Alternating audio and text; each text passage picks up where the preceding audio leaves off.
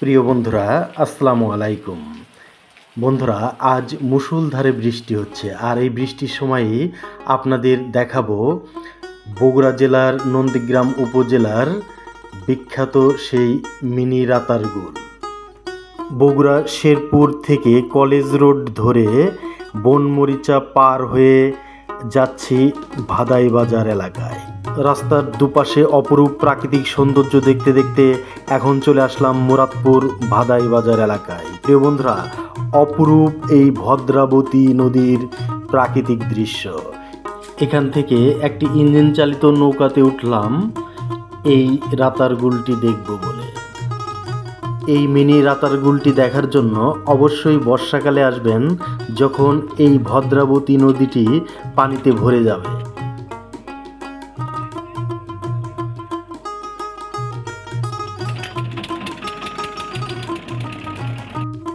ভ্রমণের ক্লান্তি যেন দূর হয়ে গেল প্রিয় বন্ধুরা এই মিনি রাতারগুলটি দেখতে পেয়ে। অপরূপ প্রাকৃতিক সৌন্দর্য। এখানে এটা গরিবের রাতারগুল নামেও পরিচিত, অর্থাৎ বগুড়া জেলা থেকে সিলেট রাতারগুল দেখার জন্য অনেক টাকা পয়সা খরচ হয়, আর এখানে সহজেই এই অঞ্চলের মানুষ এই রাতারগুলটি দেখতে পারেন। নদীর দুপারে ঝোপঝাড়যুক্ত ঘন বন, যা অপূর্ব। খুব ভালো লাগছে প্রিয় বন্ধুরা এই মিনি রাতারগুল দেখতে পেয়ে। এটাকে সোয়াম ফরেস্ট বলা হয়। নদীর নাম ভদ্রাবতী, আর এই ভদ্রাবতী নদীর অপরূপ প্রাকৃতিক সৌন্দর্য দেখে খুবই মুগ্ধ হয়ে গেলাম প্রিয় বন্ধুরা। এখানে বেড়াতে আসলে সুন্দরবনের একটি অনুভূতি পাবেন। এই মিনি বনে আছে নানা প্রজাতির পাখি। ভদ্রাবতী নদীর স্রোতের পানিতে এই পাতাগুলো খুব সুন্দর লাগছে। এই নদীটির বাম পাশে দেখতে পাচ্ছি আখ ক্ষেত বা কুশালের ক্ষেত। দারুণ লাগছে।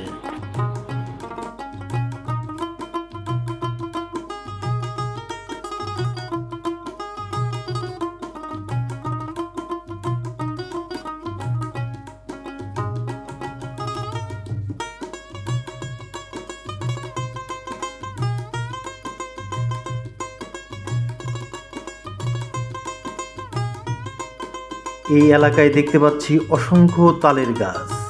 অপূর্ব। এখানে দেখতে পাচ্ছি একটি সুন্দর মন্দির, অর্থাৎ এই মন্দিরের পাশে বড় বড় কয়েকটি গাছ রয়েছে। অপরূপ প্রাকৃতিক সৌন্দর্যের দেশ আমাদের প্রিয় বাংলাদেশ। আকাশে শ্রাবণের মেঘ, আর নিচে আছে প্রাকৃতিক সৌন্দর্যমণ্ডিত ভদ্রাবতী নদী, যা দেখতে অনন্য। এই নদীর পানিতে স্রোত রয়েছে, আর এই স্রোতের পানিতে গাছের ডালগুলো ভেসে আছে। খুব সুন্দর লাগছে। এখানে দেখুন সুন্দর একটি গাছ। আর এই নদীতে অনেকেই মাছ শিকার করে থাকেন, অর্থাৎ বিভিন্ন ধরনের জাল দিয়ে মাছ শিকার করে থাকেন এই নদীতে। এই নদী থেকে এখন এই বিল দিয়ে যাব কলা বাগান এলাকায়। সেই সুন্দর কলা বাগানটি আপনাদের দেখাবো।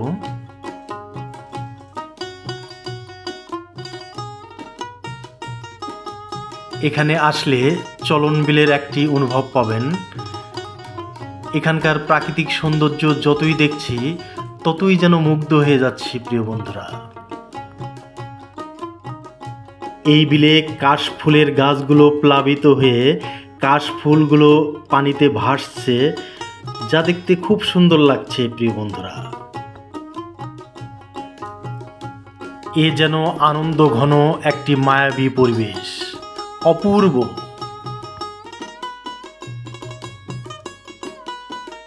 এখন আমরা ধীরে ধীরে চলে আসলাম সেই আমাদের কাঙ্ক্ষিত কলা বাগানে। এই কলা বাগানে এসে আমরা একটু রেস্ট করব। দেখুন অপূর্ব সৌন্দর্য, বিশাল বড় একটি পুকুর, বর্গাকার পুকুর, চারিপাশে শুধু পানি আর পানি।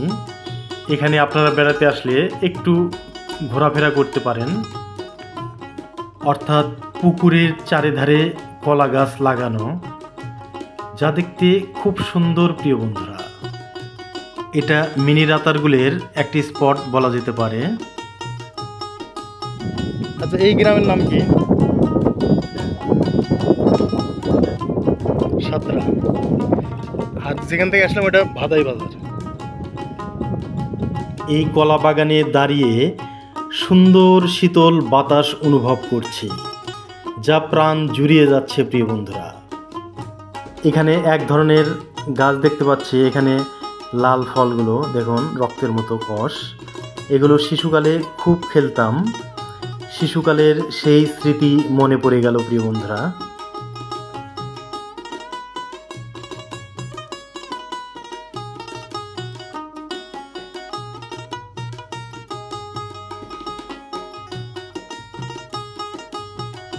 এখানকার নদী নালা খাল বিলে বিভিন্ন প্রজাতির মাছ পাওয়া যায়, যেমন রুই, কাতলা, মৃগেল, শিং, পুঁটি, কই, বাউস সহ নানা প্রজাতির মাছ।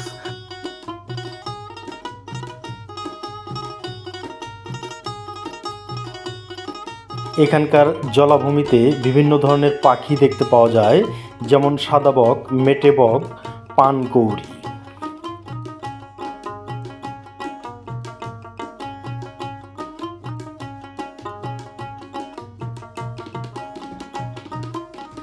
এখানে ঝিটকি জালগুলো বেশি দেখতে পাওয়া যায়, অর্থাৎ পাতানো জাল।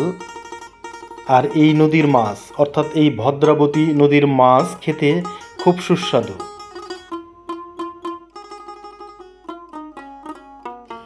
এই ভদ্রাবতী নদীর প্রাকৃতিক সৌন্দর্য যতই দেখছি ততই যেন মন ভরে উঠছে প্রিয় বন্ধুরা, অপরূপ। এখানে বিভিন্ন ধরনের গাছ দেখতে পাওয়া যায়, যেমন খেজুর, তাল, ইউক্যালিপটাস, করই, বট, জিগা, আম সহ নানা ধরনের গুল্ম জাতীয় গাছ। কি অপরূপ দৃশ্য দেখিয়াছি মাগো আমার প্রিয় জন্মভূমিতে। এই জন্মভূমি ছেড়ে কোথাও যেতে চাই না মা, এই জন্মভূমিতেই মরতে চাই।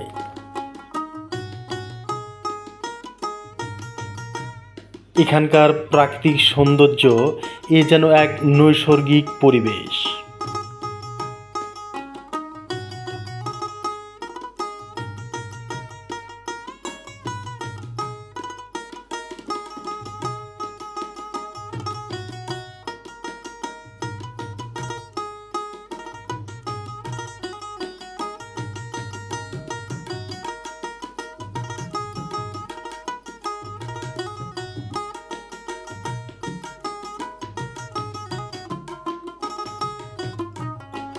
এই মিনি বনকে দেখে মনে হবে ম্যানগ্রোভ বা লোনা পানির বন।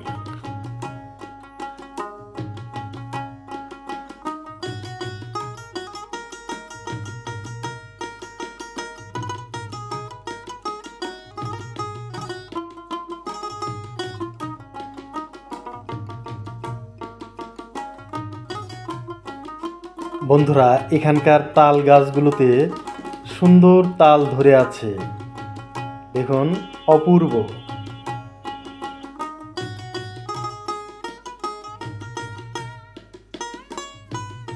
এই ভদ্রাবতী নদীতে অপর দিক থেকে একটি ইঞ্জিন চালিত নৌকা আসছে, খুব সুন্দর লাগছে প্রিয় বন্ধুরা।